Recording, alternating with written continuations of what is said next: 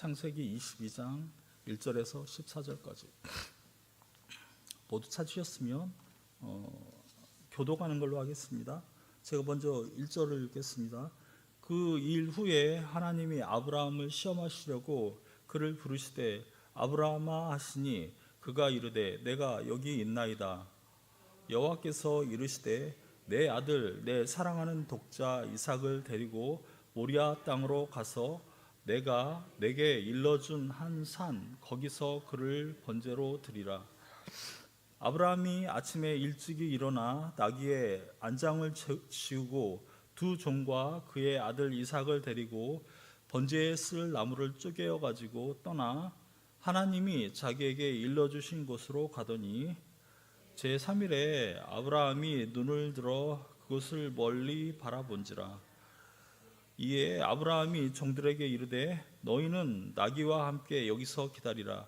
내가 아이와 함께 저기 가서 예배하고 우리가 너희에게로 돌아오리라 하고 아브라함이 이에 번제의 나무를 가져다가 그의 아들 이삭에게 지우고 자기는 불과 칼을 손에 들고 두 사람이 동행하더니 이삭이 그 아버지 아브라함에게 말하여 이르되 내 아버지여 하니 그가 이르되 내 아들아 내가 여기 있노라. 이삭이 이르되 불과 나무는 있거니와 번제할 어린 양은 어디 있나이까.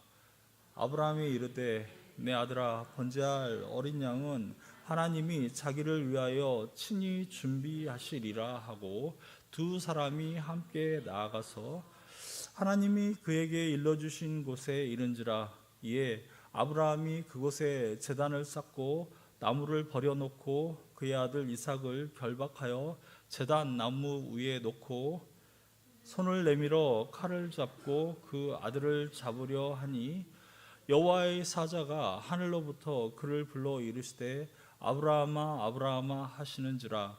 아브라함이 이르되 내가 여기 있나이다 하매 사자가 이르시되 그 아이에게 내 손을 대지 말라. 그에게 아무 일도 하지 말라. 내가 내 아들 내 독자까지도 내게 아끼지 아니하였으니 내가 이제야 내가 하나님을 경외하는 줄을 아노라. 아브라함이 눈을 들어 살펴본즉 한 숫 양이 뒤에 있는데 뿔이 수풀에 걸려 있는지라. 아브라함이 가서 그 숫 양을 가져다가 아들을 대신하여 번제로 드렸더라. 아브라함이 그 땅 이름을 여호와 이레라 하였으므로 오늘까지 사람들이 이르기를 여호와의 산에서 준비되리라 하더라. 아멘. 사람마다 자기에게 이제 가장 소중한 것이 다 다른 것 같습니다. 어떤 사람에게는 그것이 이제 집일 수도 있고, 어떤 사람은 좀 은행에 쌓아놓은 돈일 수도 있습니다. 또 그리고 어떤 사람은 자신의 자녀 문제일 수 있습니다. 자녀의 미래가 잘 됐으면 하는 이제 소원일 수도 있죠. 여러분에게 가장 소중한 것은 무엇입니까? 많은 재산입니까? 아니면은 이제 명예인가요? 아니면은 자녀 문제입니까? 이거 사람마다 다 다릅니다. 그런데요, 만약에 하나님께서 그 문제를 온전히 하나님께 맡기길 원하신다면 어떻게 하시겠습니까? 집, 자녀 이런 거를 하나님께서 달라. 하나님께서 알아서 하실 테니까 일단 하나님께 다 맡겨라 라고 하시면 어떻게 하시겠습니까? 혹은 반대로 한번 생각을 해보죠. 우리가 하나님 앞에 간절히 주셨으면 하는 게 있을 겁니다. 그렇죠? 기도하면서 그런 기도 제목 있잖아요. 나에게 꼭 주셨으면 하는 그 기도 제목이 있지 않습니까? 그런데 하나님이 그 기도는 안 들어주시겠다라고 하면 우리가 어떨까요? 안 들어주시는 것에 대해서 감당할 수 있을까요? 여러분은 어떠세요? 이거는 꼭 저한테 필요합니다. 이렇게 말씀을 드리고 계속 기도를 하는데 안 들어주신다. 언제 들어주실지 모르겠다. 이거 감당할 수 있습니까? 그리고 아무리 생각해봐도 하나님께서 이것은 나에게 허락해 주시지 않는 것 같다. 이렇게 만약에 그런 상황이라면 여러분은 그런 상황에서 어떻게 반응하겠습니까? 이거는 내가 이제 이해할 수 없는 상황 속으로 들어간다는 것은 나에게 큰 고통이죠. 하나님이 나한테 왜 그러시는지 이해할 수 없는 상황이 나한테 왔다라고 하면 나는 이해가 안 되고 내가 원하는 건 있는데 하나님께서 허락을 안 해주시고 혹은 하나님께서 거꾸로 달라고 하셔서 내놔야 되는 상황이라면 엄청난 이 고통스러운 상황일 겁니다. 오늘 성경 본문을 보면은 그러한 이제 이야기가 나오거든요. 아브라함 이야기입니다. 그래서 오늘 아브라함에게 일어난 사건을 통해서 우리가 이 문제에 대해서 한번 생각을 해봤으면 좋겠습니다. 나에게 가장 소중한 것을 하나님이 달라고 하셨을 때, 그것을 거꾸로 내놓으라고 하셨을 때, 혹은 반대로 말씀드린 것처럼 반대로 생각해서 꼭 주셨으면 하는 것을 안 주실 때, 이런 문제를 한번 생각해 보면 좋을 것 같습니다. 오늘 우리가 읽은 본문은 좀 되게 길긴 하지만 간단하게 요약하면 그겁니다. 아브라함이 이제 아들이 하나 있었죠. 아들이 한 명, 이삭이라는 외아들이 있었습니다.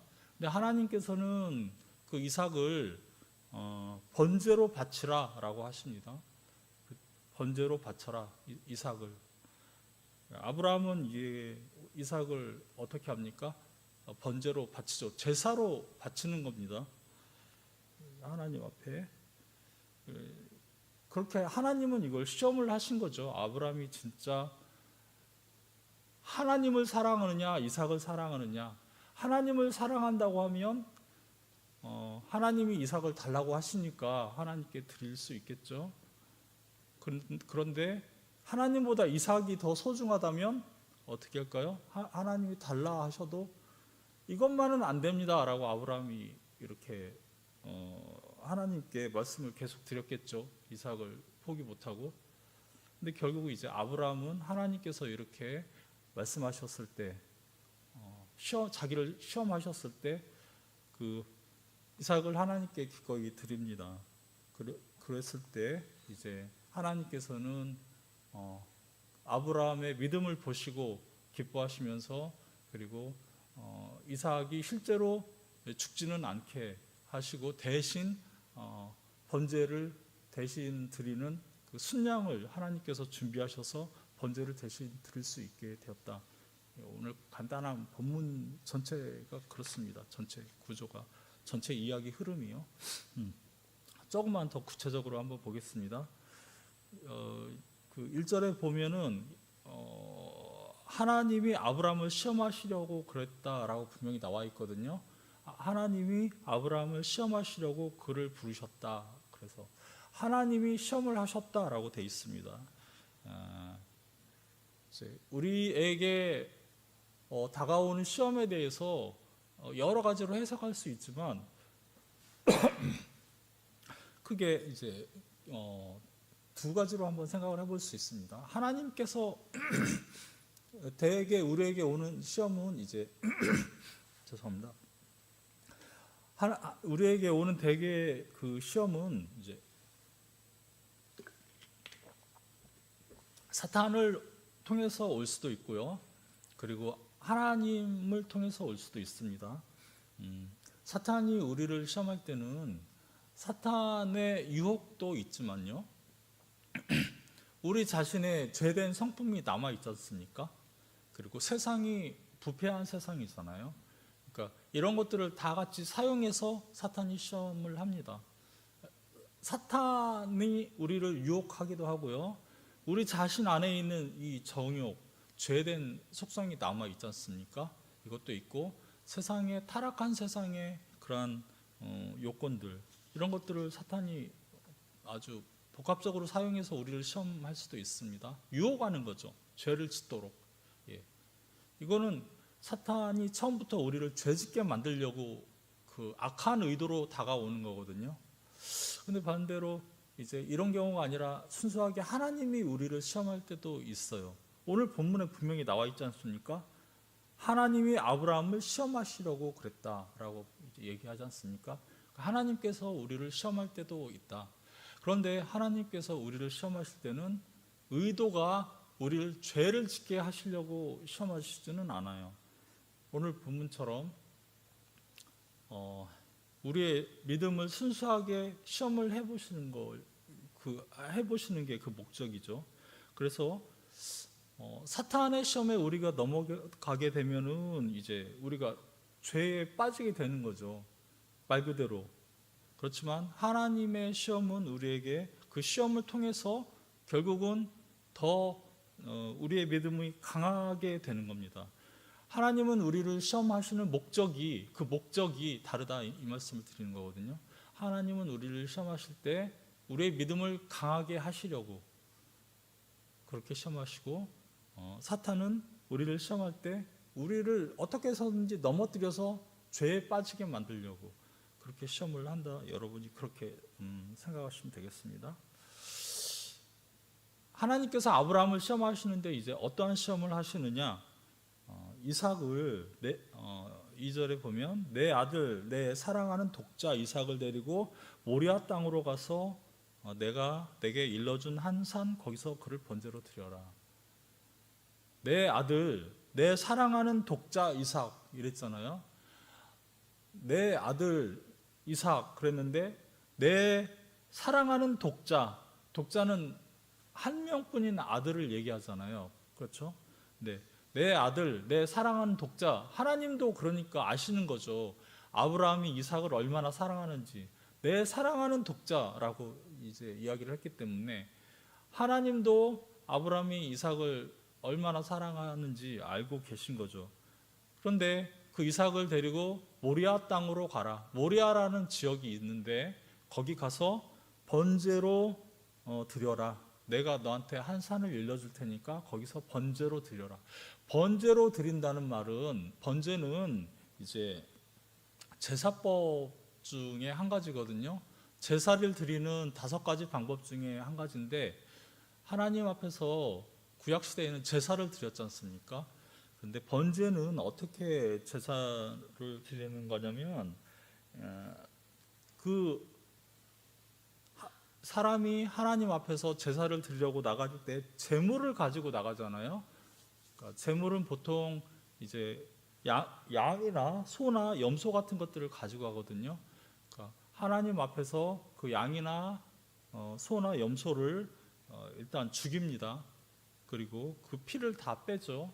그리고 나서 이제 잘라요. 토막을 냅니다. 그리고 나서 하나님 앞에서 그걸 불태워요. 다.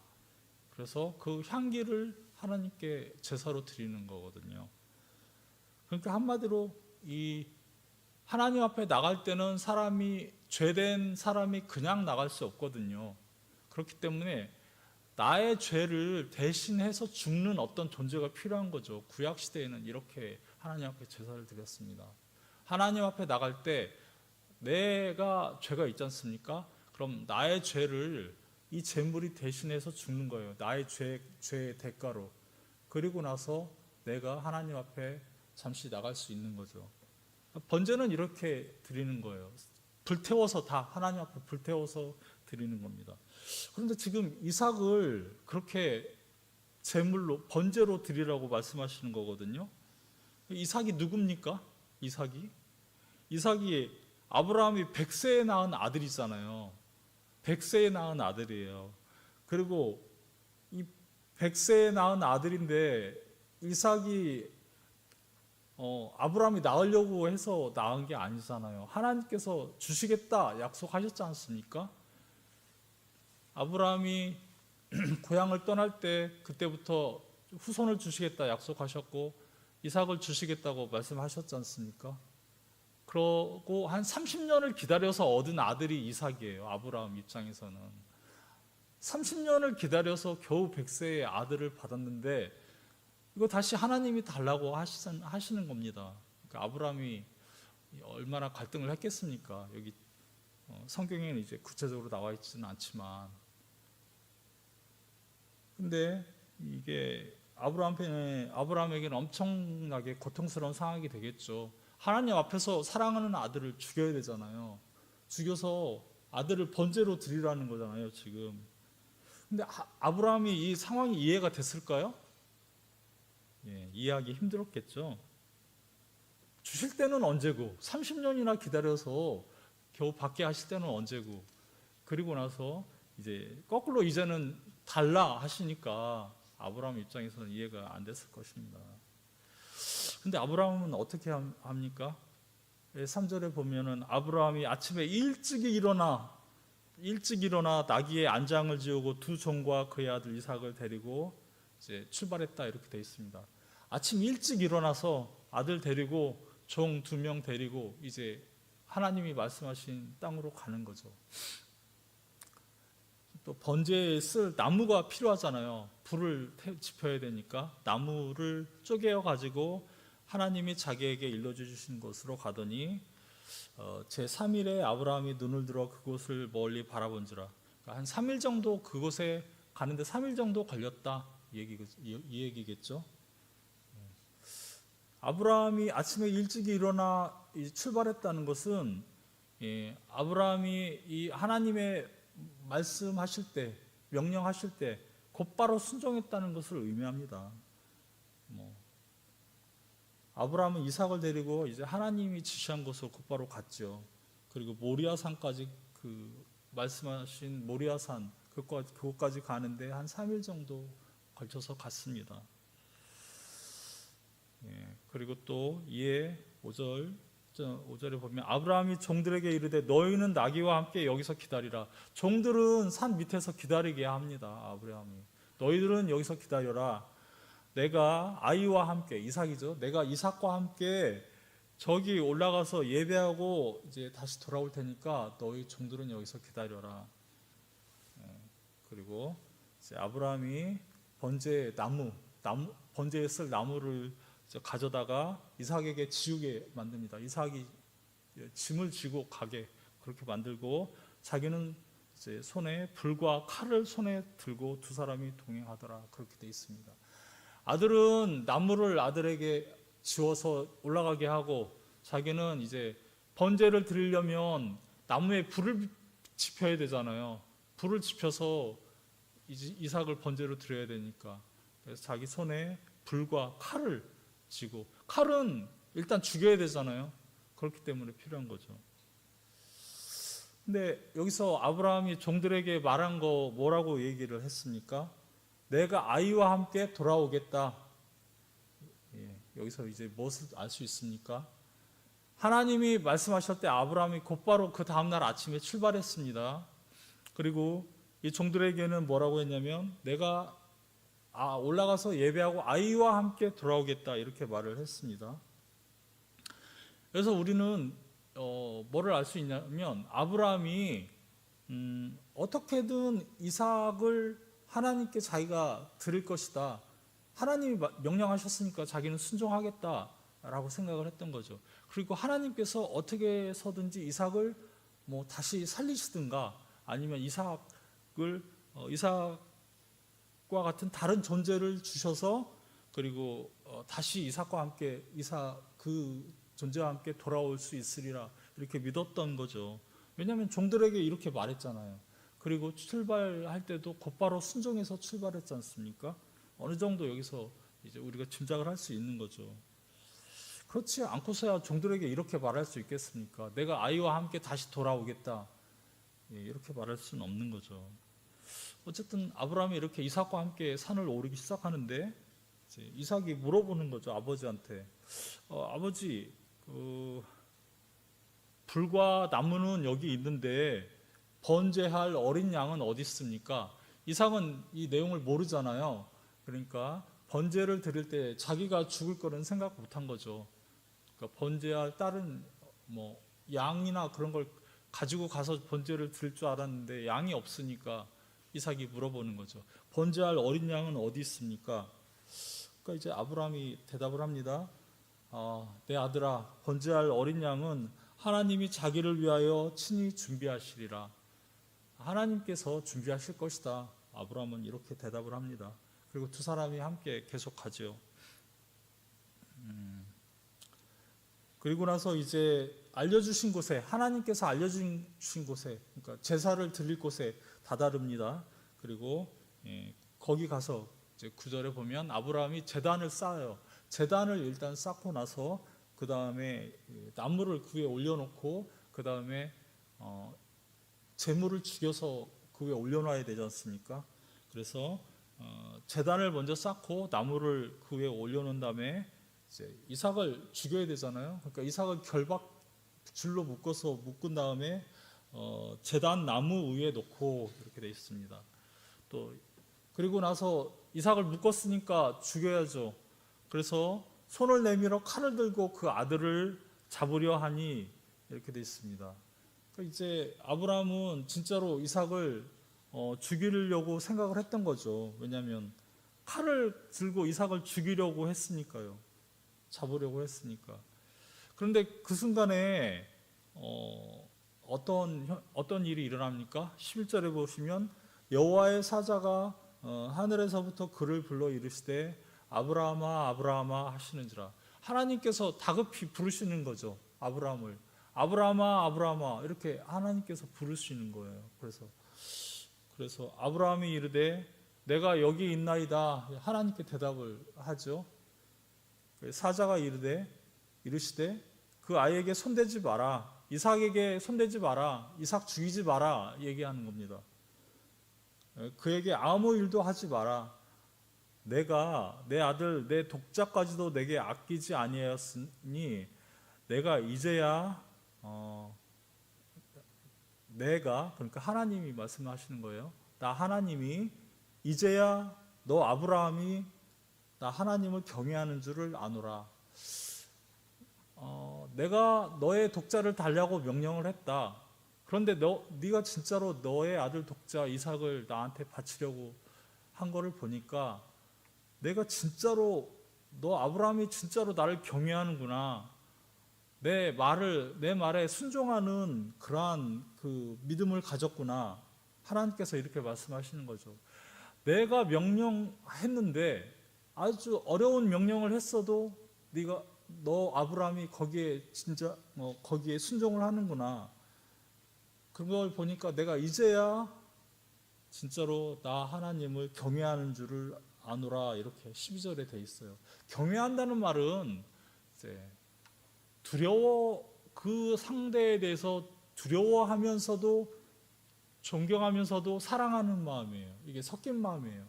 경외한다는 말은 두려워하면서 사랑하는 마음이 같이 가는 거거든요. 그래서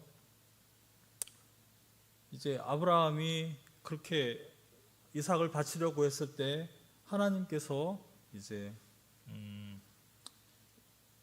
이렇게 말씀하셨던 거죠. 네가 이제야 나를 경외하는 줄을 내가 이제 아노라. 그러면 한 가지 좀 질문사항이 생깁니다. 아니 그러면 하나님께서는 아브라함이 이렇게 실제로 이삭을 죽이려고 하기 전까지는 아브라함의 마음을 몰랐을까요? 모르셨던 걸까요? 아브라함이 진짜 하나님을 경외하는 줄을 하나님은 모르셨던 걸까요? 이제야 내가 너 아브라함이 나를 경외하는 줄을 이제야 알았다라고 하시는 거 보니까 이전에는 모르셨다는 말이 돼버리잖아요. 이게. 그러면 하나님이 모르시는 게 있다는 얘기잖아요. 우리가 행동으로 나오기 전까지는 우리의 마음을 모르시는 분이다. 지금 이렇게 잘못하면 이해가 될 수 있거든요. 아브라함에게 이삭을 드리라고 말씀하셨습니다. 하나님은. 그런데 이삭을 드리려고 하니까 이제서야 내가 너의 마음을 알겠다. 이렇게 말씀하시는 거 보니까 이삭을 드리기 전에는 몰랐다. 이렇게 이해할 수 있거든요. 그런데 이건 이제 그렇게 이해를 하시면 안 됩니다. 이제 하나님께서는 모르시는 게 없죠. 아브라함이 실제로 행동하기 전에도 아브라함이 경외하는 줄을 아시죠. 물론 이제 그 행동이 드러나기 전에도 하나님은 아브라함의 마음을 아시죠. 그런데 여기서는 그 행동이 일어나기 전의 시점에서 아는 그런 알미 있고, 그 행동이 실제로 행동으로 드러났을 때 아는 알미 있거든요. 근데 이제 그러한 알에서 차이가 있다, 그런 말씀을 하시는 겁니다. 아브라함이 이삭을 드리기 전에도 하나님은 아셨고, 이삭을 드리기 후에도 하나님은 아셨던 거죠, 모두. 그런데 이것은 아브라함의 행동이 드러남으로 인해서 아브라함도 알고 하나님도 알고 세상도 아는 그러한 알을 얘기하는 겁니다. 그래서 하나님께서는 이렇게 시간을 초월해서 모든 것을 아십니다. 그런데 이제 아브라함을 이렇게 아브라함이 진정한 믿음을 가지고 있었다는 것을 하나님도 이미 알고 계셨습니다. 근데 여기에서는 그 믿음이 다시 한번 확인된 거다, 그렇게 여러분이 생각하시면 되겠습니다. 야고보서에서도 이 사건을 이제 말하고 있어요. 야고보서에서도. 그래서 야고보서 2장에 보면은 이 얘기가 좀 나와 있거든요. 제가 한번 읽어볼 테니까 한번 잘 들어보십시오. 2장 20절에서 25절인데요. 허탄한 사람아, 행함이 없는 믿음이 헛것인 줄을 알고자 하느냐? 야고보서는 계속 행함을 강조하는 책이잖아요. 그러니까 행함이 없는 믿음이 헛것인 줄을 모르냐? 우리 조상 아브라함이 그 아들을 제단에 바칠 때 행함으로 의롭다 하심을 받은 것이 아니냐? 내가 보거니와 믿음이 그의 행함과 함께 일하고 행함으로 믿음이 온전하게 되었느니라. 이에 성경에 이른바 아브라함이 하나님을 믿으니 이것을 의로 여기셨다는 말씀이 이루어졌고 그는 하나님의 벗이라 칭함을 받았으니 이로 보건대 사람이 행함으로 의롭다 하심을 받고 믿음으로만은 아니니라. 야고보서에서는 계속 무엇을 강조하냐면, 믿음이 참된 믿음이 있다면 반드시 그것은 순종으로 이어진다. 믿음과 순종은 반드시 붙어 있다. 진정한 믿음은. 지금 야고보서는 계속 그걸 얘기하고 있는 거예요. 진정한 믿음은 순종과 뗄 수가 없다. 동전의 양면과 같이 참된 믿음은 순종으로 자연히 이어질 수밖에 없는 거다. 야고보서는 그걸 강조하는 거거든요. 아브라함에게 진정한 믿음이 있었기 때문에 이게 자연스럽게 행동으로까지 나온 거죠. 아브라함에게 진정한 믿음이 있었기 때문에 이게 하나님 앞에서 하나님이 말씀하실 때 순종할 수 있었던 거죠. 이거를 야고보서에서는 이야기하고 있는 겁니다. 아브라함이 하나님의 약속을 믿었을 때 그의 의로 아브라함이 의롭다 함을 받았지만, 이렇게 하나님 앞에 순종함으로 그것이 더욱 완전하게 되었다, 그것을 얘기하고 있는 겁니다. 말씀드린 것처럼 믿음과 순종은 하나예요. 우리가 진정한 믿음을 가지고 있다면 그거는 내가 이제 믿음으로 구원받았다 이렇게 그냥 생각하고 나는 이제 믿었으니까 됐다, 여기에서 끝나지 않습니다. 결코. 우리 안에 있는 믿음은 의식하지 못하더라도 나의 삶 속에서 자연스럽게 저절로 이게 순종으로 흘러나올 수밖에 없습니다. 나 자신을 속일 수 없어요. 이거는 나 자신을 속일 수가 없어요. 내가 진정 믿음을, 참된 믿음을 가지고 있다면 어떻게 해서든지 내 안에 그 하나님에 대한 순종하고자 하는 마음, 참된 믿음을 가졌다면 하나님에 대한 감사하는 마음, 이게 용솟음 칠 수밖에 없습니다. 이것은 예배에 대한 사모함으로 나올 수도 있고, 하나님 앞에 문제가 생겼을 때 하나님 앞에 나와서 기도하고 싶은 마음이 생길 수도 있고, 행동으로 이렇게 좀 나올 수 있는 거죠. 마음속에 우선 그러한 마음부터 생기고 행동으로 나올 수밖에 없는 거죠. 하나님께서 이렇게 아브라함에게 내가 너의 믿음을 진정으로 인정한다 이렇게 말씀하신 다음에 이제 무슨 일이 일어나냐면, 아브라함이 이제 눈을 들어서 살펴보니까 한 숫 양이 뒤에 있는데 뿔이 숫풀에 걸려 있는지라.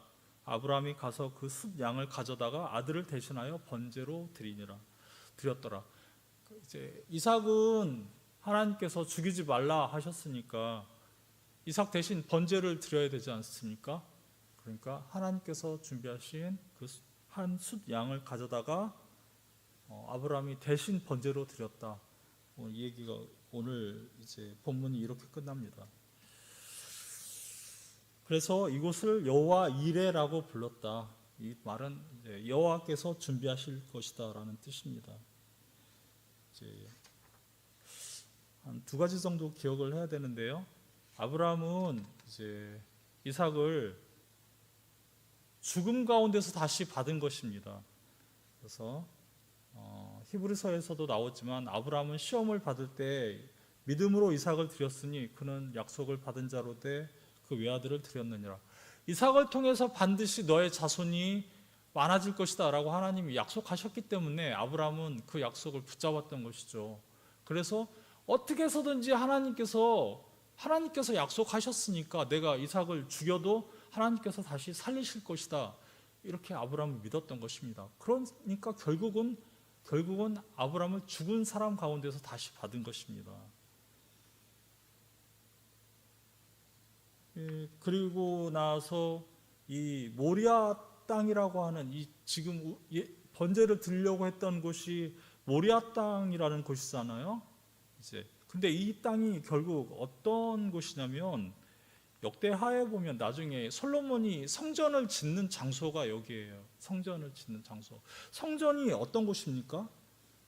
말 그대로 사람들이 와가서 제사를 드리는 장소예요. 오늘날로 말하면 예배 드리는 곳이에요. 구약에서는 제사를 드렸지 않습니까? 그것처럼 성전이 그곳에 세워지고 그곳에서 많은 사람들이 이제 많은 재물들을 가지고 와서 계속 제사를 드렸겠죠. 이것처럼 아브라함이 번제로 이삭을 드리려고 했던 장소가 바로 성전이 세워지는 장소가 됩니다. 그래서 이제 13절에서 아브라함이 그 숫 양을 가져다가 아들을 대신하여 번제로 드렸더라 하고 나서 그 다음에 이제 14절에서 여호와의 산에서 준비되리라 하더라. 그러니까 여호와의 산에서 여호와께서 준비하실 것이다, 이런 뜻도 되거든요, 이것이. 그래서 이거는 단순히 아브라함이 이삭을 드린 사건뿐만이 아니라 아브라함의 자손들이 여기에서 수많은 자손들이 와서 예배할 것이다, 이런 뜻도 됩니다. 그러니까 이게 단순히 아브라함이 자식을 드린 사건뿐만 아니라 이게 역사를 걸쳐서 보면 하나님께서 앞으로 일어날 일에 대해서 보시고 이제 이렇게 이끌어 가시는 거죠. 그리고 이것은 그 신약으로 오면은 이것이 바로 이제 예수 그리스도께서 못 박히시는 그 골고다라는 곳이 이 성전에서 멀지 않아요. 성전 근처라고 돼 있어요. 보면은 그래서 역시 아브라함이 이삭을 드린 사건은 구약 시대 많은 사람들이 예배 드리는 곳, 제사 드리는 곳이 되고, 신약으로 오면은 그리스도께서 이제 하나님 앞에서 죽으시는 곳, 십자가 사건이 일어나는 곳, 이렇게 역사를 통해서 하나님이 이루시는 거거든요. 그래서 말씀드린 대로 여러분이 기억하셔야 될 것은 믿음과 순종은 하나라는 것, 이것을 기억하시면 됩니다. 지금은 비록 그렇게 할 수 없지만 순종할 수 있도록 만들어 주십니다. 아브라함을 보십시오. 아브라함이 처음부터 믿음이 이렇게 좋았습니까?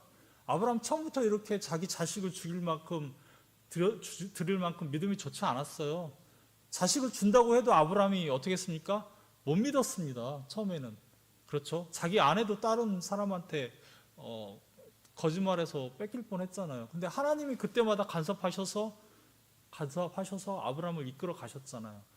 우리 믿음도 하나님께서 이렇게 이끌어 가시는 거예요. 지금은 순종할 힘이 없어도 우리가 참된 믿음을 가지고 있으면 하나님께 나아가면 하나님이 우리 믿음을 키워주십니다. 그리고 순종할 수 있는 힘도 주십니다.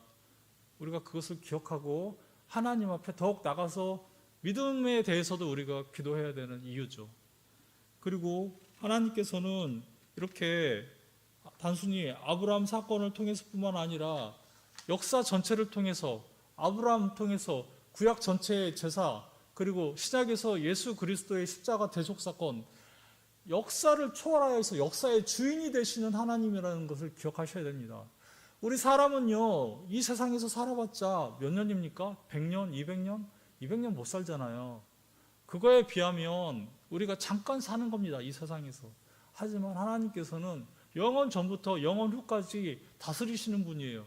우리 결국 하나님 앞에 설 것입니다. 그때 우리가 어떤 모습으로 설 것이냐? 우리가 하나님 나라를 상속으로 받으면서 우리가 하늘의 영원한 천국을 그렇게 상속받으면서 하나님의 아들로 살 것이냐, 하나님으로부터 영원히 분리된 저주의 상태로 하나님 앞에 설 것이냐, 이것은요 우리가 하나님 앞에서 간절히 기도하면서 우리가 믿음을 붙잡아야 되는 이유가 되는 것입니다.